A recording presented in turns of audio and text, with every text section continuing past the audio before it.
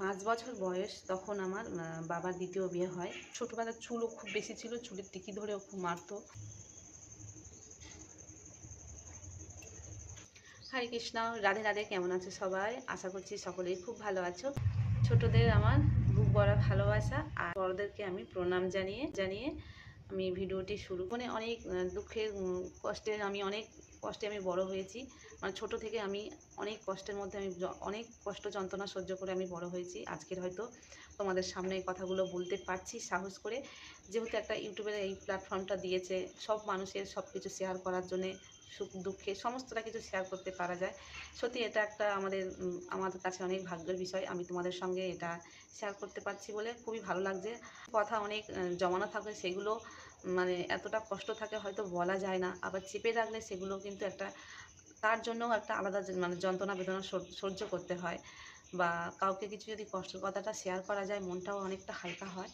তো যাই হোক, আমি অনেক ধরনের ভিডিও করি। আমার আরেকটা ইউটিউব চ্যানেল রয়েছে, সেখানে আমার নয়নমণির সেবা চ্যানেল, সেখানে আমার গোপাল সোনাদের সমস্তটা কিছু ভিডিও তোমাদের দেখাই। বা তোমরা হয়তো আমাকে অনেকেই দেখেছো সেখানে ভক্তিপথে ভক্তি জীবনের সমস্তটা কিছু আমি সেখানে শেয়ার করি।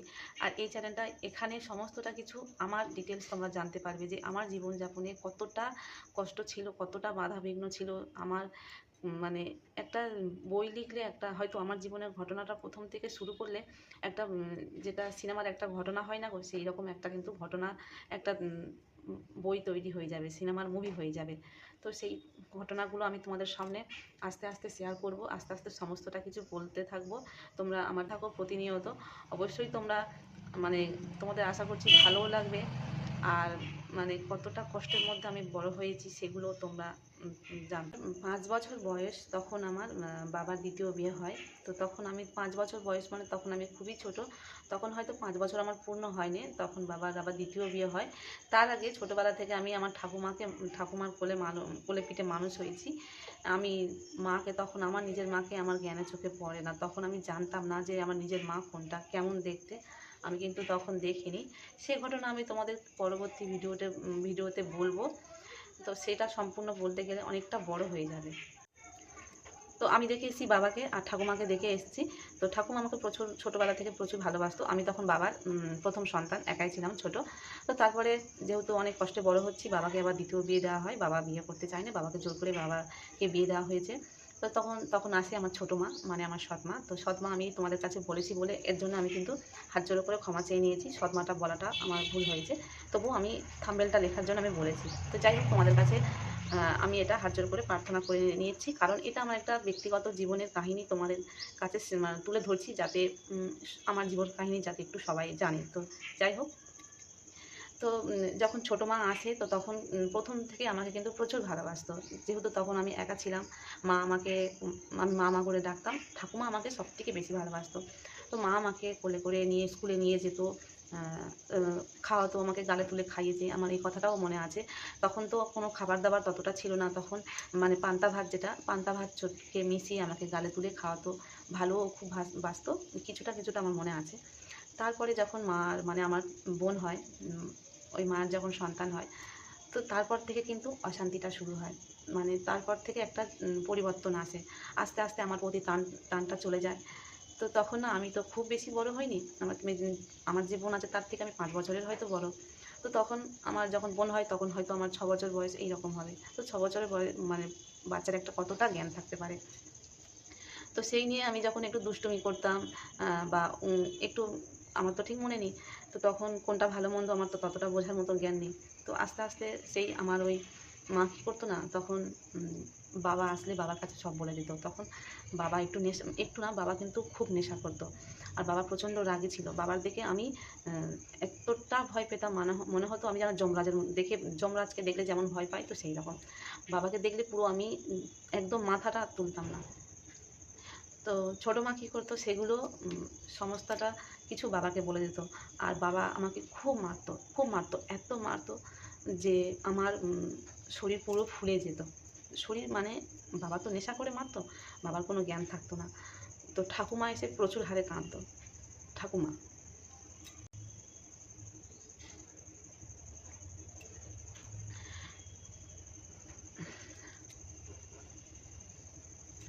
তো আমি তো ছোট ছিলাম, আমার তো কোনো জ্ঞান ছিল না। তখন হয়তো অনেক কিছু নিয়ে আমি অনেক কিছু হয়তো ভুল করতাম। তো সেগুলো যদি আমার নিজের মা হতো, সেগুলো কি কখনো কি সেই ভুলগুলো কি বাবার কাছে বলতে পারতো? যে রাগী মানুষ তার কাছে কি বলে? হয়তো মা আমাকে দুটো কথা বলে দুটো কথা শোনাতে পারতো বা একটা চড় মারতে পারতো, কিন্তু মা সেটা করতো না। মা সেগুলো বলে দিত। বললে আর বাবা এসে আমাকে খুব মারতো, এত মারতো যে আমি দুদিন পুরো বিছানা সজ্জা হয়ে যেতাম।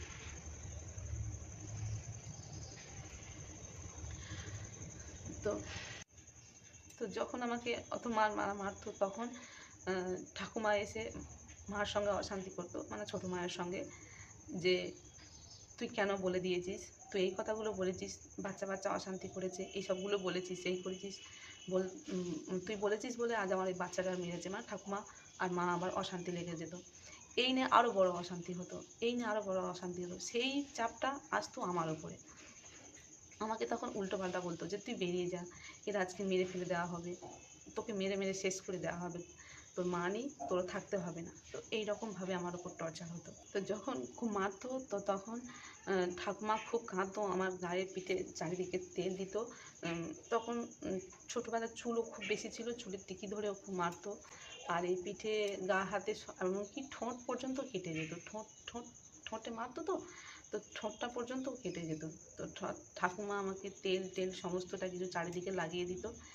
কিন্তু বিশ্বাস করো, ছোটো মা কিন্তু আমাকে কোনোদিন কখনো কিন্তু কোলে করে জড়িয়ে নিত না, যে বাচ্চাটার এত মেরেছে, একটু আদর করি বাবা, কোথায় মারলো।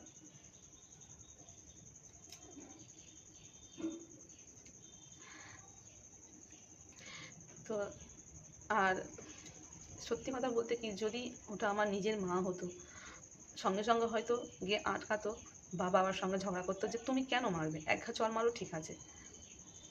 বা মাও আমাকে হয়তো কোলে করে নিয়ে আদর করতো, বা পরবর্তীকালে হয়তো আমাকে একটু জড়িয়ে ধরে বলতো যে আমার বাচ্চাটার কোথায় লেগেছে, একটু পিঠে তেল দিই বা একটু মলম দিয়ে দিই, যাই হোক একটা বলতো।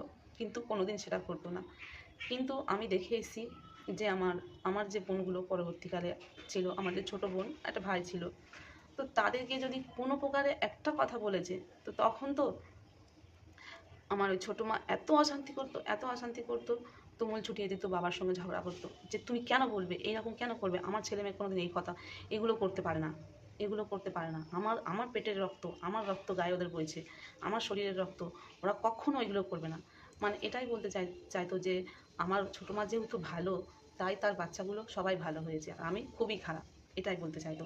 আর বাবা যদি একঘা মেরেছে বা একঘা কিছু যদি বলেছে, মারা তো দূরে যাক, মা এত অশান্তি করতো, বিশাল অশান্তি মেতে যেত। কিন্তু আমার জন্য কখনো সেটা করে না। আমাকে যদি মেরে ফেলে দিত, হয়তো গিয়ে ঠেকাতো যে তুমি কেন মারছো, তুমি মারছো বলে আবার এরকম বলবে, তুমি মারছো, পরে তো মানে বদনামটা আমার হবে, কারণ তুমি ওর মারছো আর লোকে বলবে যে শর্মা ভেজিয়ে দিয়েছে, এইরকম কথাটা বলবে। কিন্তু এই কথাটা বলার মানে যেটা সন্তান, আমি তো তোমাকে মা বলে ডাকছি, তাহলে তোমার পেটেতে হয়নি, তা কী হয়েছে, তোমার যেমন আর দুটো সন্তান সেই রকম তো আমিও তোমার সন্তান।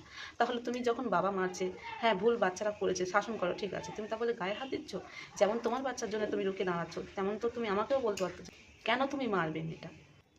কোনো কিছু খাবার দাবার যদি আনতো, সেটাকে আমাকে দিতে গেলে অনেক রাগ হতো, হিংসা করতো। আমি কিন্তু তখন কিন্তু কিছু বুঝতাম না, জানতাম না। আর ঠাকুমা এদিকে আমাকে খুব ভালোবাসতো। ঠাকুমা জানতো যে আমার দিকে হিংসা আনা করে। আর বাবাও আমাকে আস্তে আস্তে এমন হয়ে যায় যে বাবাও আমাকে আর দেখতে পারতো না। কারণ ওই যে সবসময়ের জন্যে, মানে আমি তো ছোট, তখন তো কিছু বলতে পারতাম না। তো তখন সারাক্ষণ আমার নামেই মা বলতে থাকতো যে ও এটা করেছে, সেটা করেছে, এই নিয়ে মারধর করতো। মানে আর তারপরে ঠাকুমা ভালোবাসতো বলে ঠাকুমার নামেও বলতো সবসময়, বলে মানে একটা অশান্তির সৃষ্টি হয়ে গেছে। সারাক্ষণ অশান্তি হতো, আর সারাক্ষণ না আমাকে মার খেতে হতো, খেতে পারতাম না ঠিক মতন, খাওয়া হতো না। আর প্রচুর হারে টর্চার করতো বাবা। আস্তে যত দিন যাচ্ছে তত বেশি আমার প্রতি মানে হিংসা, মানে একটা রাগ জন্মে গেছিলো। কিছুই হলে বাবা আমাকে টর্চার করতো। আর কিন্তু মেন উনিই কিন্তু মানে ভিলেন যেটাকে বলে না, সেটা এদিকে পাড়া থেকে সবার কাছে বলে আসবে যে আমি ওকে খুব ভালোবাসি, আমি ওকে এই কিনে দিয়েছি, তাই কিনে দিয়েছি। তো কিন্তু কতটা হিংসা করতো, কতটা কী করতো, সেটা সমস্তটা কিছু আমার ঠাকুমা জানতে পারতো। ঠাকুমা থাকতো, এদিকে কারো কাছে কিছু বলতেও পারতাম না, ছোট তো কিছু বুঝতাম না তখন। আস্তে আস্তে যখন একটু বড় হই, তো আমি ছোট থেকে পড়াশোনায় খুবই ভালো ছিলাম। বড় হই তখন আরও অন্যরকম রূপ ধারণ হয়। তো তখন নির্যাতনটা আরও বেশি বাড়ে, কারণ ছোটো মা মানে চেয়েছে যে আমার খুব তাড়াতাড়ি বিয়ে দিয়ে দেবে, যেহেতু আমি পড়াশোনায় খুব ভালো ছিলাম। সেটার বিষয় তোমাদেরকে বলবো। আমার প্রাইমারি স্কুলে থেকে আমি যখন পড়েছি তখন তো আর এমনি পাড়ার মধ্যে স্কুল একটা হতো, গ্রাম বাংলার স্কুলে যেরকম হয় তখন। আর বয়স ধরে স্কুলে আমাদের যেরকম বাচ্চাদের ভর্তি করছি তখন কিন্তু সেই রকম ছিল না। তো যাই হোক, ছোটো থেকে আমি খুব মেধাবী ছিলাম, খুব ভালো পড়াশোনা ছিলাম, টিউশন ছিল না, কিন্তু আমার মানে এতটাই মানে অভিজ্ঞতা ছিল, আমি যেটা স্কুলে গিয়ে একবার আলোচনা হলে সেটাই আমার মাথায় থেকে যেত। আর সব পড়াশোনা মানে সব স্টুডেন্ট আমাদের পাড়ায় যে কজন ছিল, যতগুলো প্রাইমারি স্কুল, সবার আমাদের ক্লাসের মধ্যে আমি প্রত্যেকবারই ফার্স্ট হতাম। ওটা প্রাইমারি স্কুল পর্যন্ত ছিল। তো টিউশন তখন কেউ দিতে পারেনি, মানে পয়সার অভাবে টিউশন দিতে পারেনি। আর আমার বাবা কিন্তু তখন কিন্তু কোনো উপার্জন করতো না, কোনো খাটাখাটুনি করতো না, যার জন্য কিন্তু ছোটো মা আরও সুযোগটা নিত। কারণ যেহেতু উনি তখন সংসারে খেটে খুটে এনে দিত, তো সেই জন্যে কিন্তু সেই মানে ধাক্কাটা বেশি আমার ওপরে পড়তো। যদি আমি সারাদিন না খেয়ে থাকতাম তো তবু আমাকে কেউ খোঁজ নিত না যে কি খেলাম বা খেলাম না। যদি রান্না বান্না করা থাকতো, হয়তো ছোট বাচ্চা, হয়তো আমি খেতে ভুলে গেছি বা বকাবকি করেছে, সেটা আমি হয়তো খেলাম না। তো তার জন্য কিন্তু আমার জন্য কেউ মানে কষ্ট পেত না যে একটা বাচ্চা খায়নি বা তার খাওয়া হয়নি, সে না খেয়ে রয়েছে এতক্ষণ, কেউ খোঁজই নিত না। শুধুমাত্র ঠাকুমা ছিল বলে তাই মানে ঠাকুমা আমার আমি না খেয়ে আছি কিন্তু ঠাকুমা হয়তো কোথাও গিয়েছে, সেটা তো বাড়ির মধ্যে আমার বাবাও খোঁজ নিত না আর মাও খোঁজ নিত না। তো অনেক দেরি হয়ে গেলেও ঠাকুমা এসে আমার জিজ্ঞাসা করতো বা কষ্ট পেত যে আমার বাচ্চাটা এখনও না খেয়ে রয়েছে। ঠাকুমা ঠিক বুঝতে পেত যে ও তো এতক্ষণ না খেয়ে রয়েছে, কিন্তু কেউ আমার ছোটো মা বলো আর বাবা বলো, কেউ কিন্তু আমার খাওয়ার কথা কিন্তু কেউ খোঁজ নিত না। ওনারা খেয়ে নিত, খেয়ে নিয়ে যা থাকতো থাকতো, না থাকতো থাকতো, মানে খাবার দাবারের কথা বলছি। আমি না খেয়ে কিন্তু ঘুরে বেড়াতাম। সত্যি আমার এইসব দিনের কথাগুলো, মানে এইসব কষ্টগুলো আমার মানে বুকটা ফেটে যেত। আর যত বড় হচ্ছিলাম তখনই কিন্তু ওইসব মানে তখন থেকে মনে হতো যদি আমার নিজের মা থাকতো, তাহলে আমি এই যে এতক্ষণ না খেয়ে রয়েছি, আমাকে নিশ্চয়ই আমার মা আমাকে ডেকে খাওয়াতো বা বলতো যে আমার বাচ্চাটা এখনও না খেয়ে রয়েছে। কারণ আমি তো দেখতাম ছোটো মা তার নিজের সন্তানদেরকে যেরকমভাবে না খেলে জোর করে খাওয়াতো, বা কোথাও খেলা করলে ডেকে ডেকে নিয়ে এসে খাওয়াতো, সেটা কিন্তু আমার সঙ্গে হতো না, আমাকে ডাকতো না খেতে। হ্যাঁ, মানে মানে চক্ষু লজ্জার ভয়েতে বা লোক লজ্জার ভয়েতে, যাতে লোকে না বলে যে ও সৎমা হয়ে এরকম করছে, সেটা হয়তো কোনো কারণে হয়তো একটু রেখে দিল বা লোক দেখানো করে বললো এই খাবি আয়, এইরকমভাবে বললো। কিন্তু যখন খেতে বসতাম তিনজনে একসঙ্গে, মানে আমার আর সব ভাই বোনেরা যখন হয়েছে তাদের সঙ্গে একসঙ্গে যখন বসতাম, তখন কিন্তু আমি পার্থক্যটা বুঝতে পারতাম যে কতটা আমাকে অবহেলা করে। তো আমি তখন তো ছোট, অতটা মালুম পেতাম না। যখন বড় হয়েছি আস্তে আস্তে অনেক কিছু মানে বুঝতে শিখেছি, তখন কিন্তু খুবই আরও নির্যাতন করতো। তো এই করে করে অনেক কষ্টে আমার পড়াশোনা হয়নি, বেশি পড়াশোনা আমাকে করতে দেয়নি, মানে যেহেতু আমি পড়াশোনায় ভালো ছিলাম আর এমনিতে অভাবও ছিল, তো আমার খুব ছোট বয়সে বিয়ে দেয়। তো বিয়ের ঘটনাটাও তোমাদেরকে বলবো, তোমরা শুনলে তোমরা আশ্চর্য হয়ে যাবে যে একটা মেয়ে যদি বা মানে এইরকমভাবে বিয়ে হয়েছে আদৌ কিনা, আমি কখনো মানে তোমাদেরকে বলে বোঝাতে ভিডিওটি তোমাদের সামনে তুলে ধরবো যে কেমন বা পরিস্থিতির মধ্যে আমার বিয়ে হয়েছে। তো তোমরা পরবর্তী ভিডিওতে আমার বিয়ের বিষয়ে তোমাদের সঙ্গে ভিডিও একটা করে তোমাদেরকে দেখাবো। দেখাবো বলতে বিয়ের সম্পূর্ণ সমস্তটা কিছুই তোমাদেরকে বলবো। আশা করছি তোমাদের ভালো লাগবে।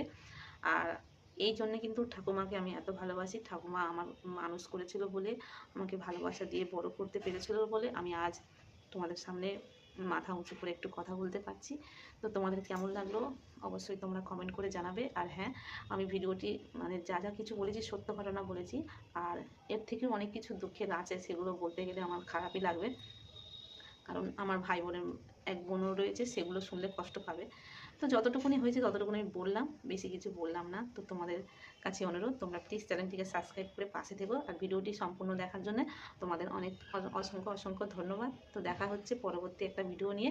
তো ততক্ষণ সুস্থ থাকবেন এবং ভালো থাকবেন। রাধে রাধে, হরি বল।